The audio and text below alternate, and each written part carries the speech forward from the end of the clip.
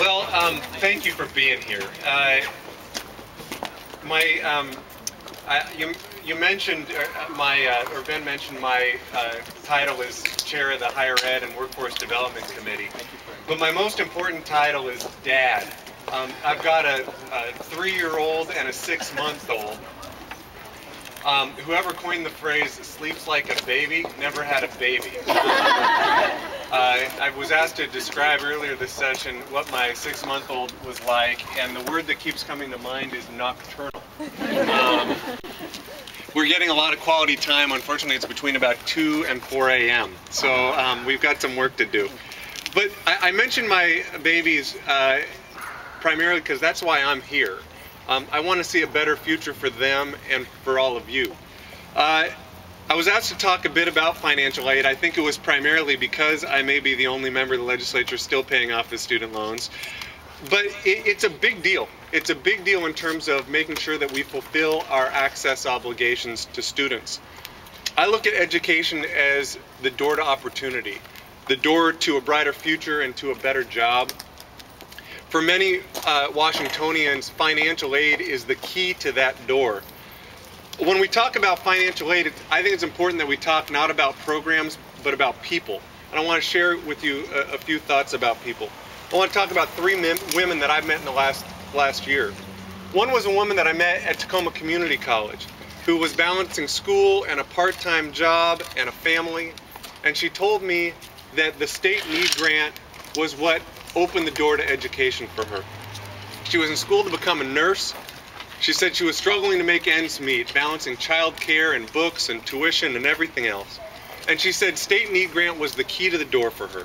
She said it opened the door for her to attend college, to help her get a job, and for her to support her family. She beamed with pride when she told me that she already had a job offer from Multi-Care Health System in Tacoma. We as citizens should share that pride because we invest in the state need grant. And there is a lot at stake. I ask you, as you are down here and advocating, that you push your legislators to commit to funding the state need grant. Are you with me? Yes. It also means we need to fund state work study. How many of you are on state work study? Okay, a good handful of you. Well, I was on state work study. I actually washed dishes in my college dining hall. My wife is convinced that that was a very valuable transferable skill. But you know, it also helped me pay for college. And again, it's important when we talk about this stuff. It's not just a program. It's about people. I met with a woman earlier this session who said that work study was the key for her to be able to attend the University of Washington.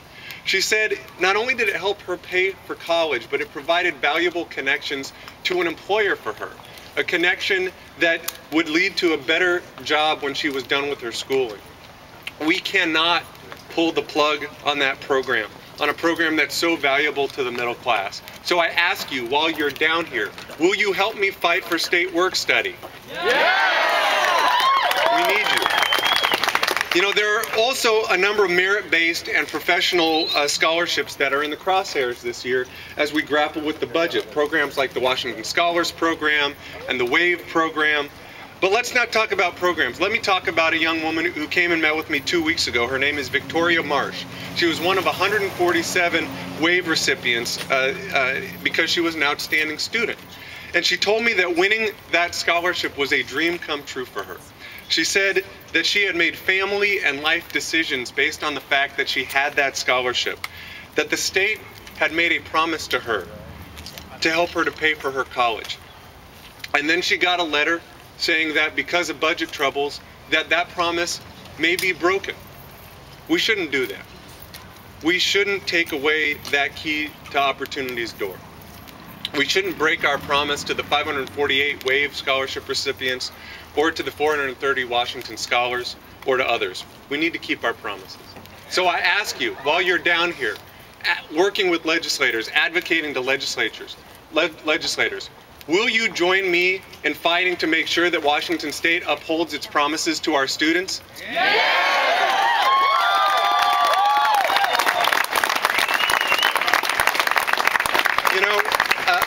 be remiss if I didn't mention a conversation that I know is filled with angst, and that is the conversation about tuition policy and how the state handles tuition.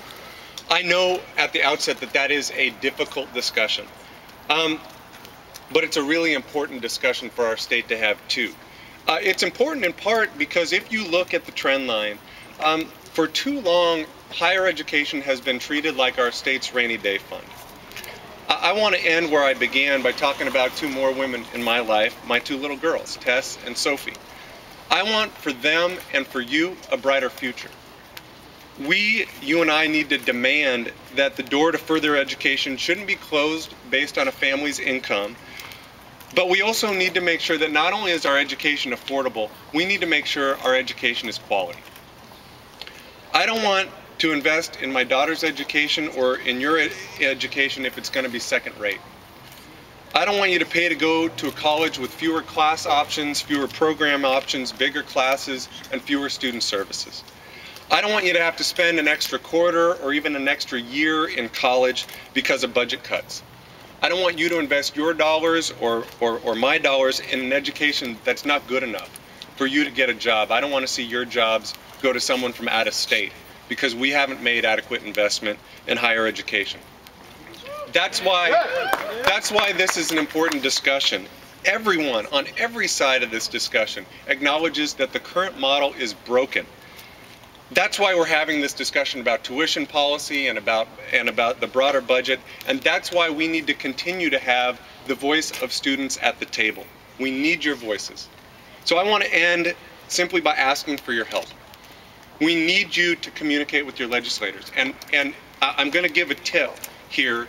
I was told by the student lobby to mention this. When you talk to your legislators, don't just ask them to support you.